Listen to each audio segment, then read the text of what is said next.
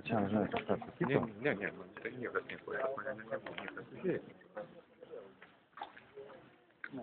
Labai nelaimingas. Tai jūs gal galite pasakyti trumpai, kas čia vyksta?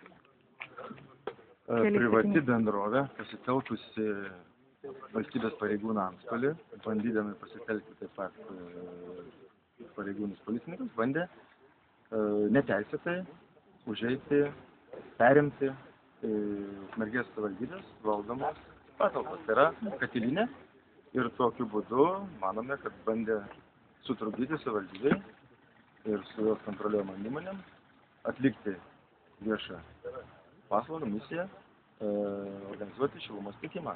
Tai kitaip vertinti negalime netgi. Tai, kad mums nurodyta buvo, jog siekiama vykdyti apeliacinio teismo 2020 m. rugsėjo 23 dienos nutartį, kurios rezoliucinė dalyje nėra nei vieno žodžio apie tai, ką kalba miesto energijos vadovas, ką kalba antstolė. Todėl mes manome, kad ar tai yra sąžiningas suklydimas, ar tyčiniai veiksmai, siekiant neteisėtai būdu perimti valdyti savivaldybės turtą.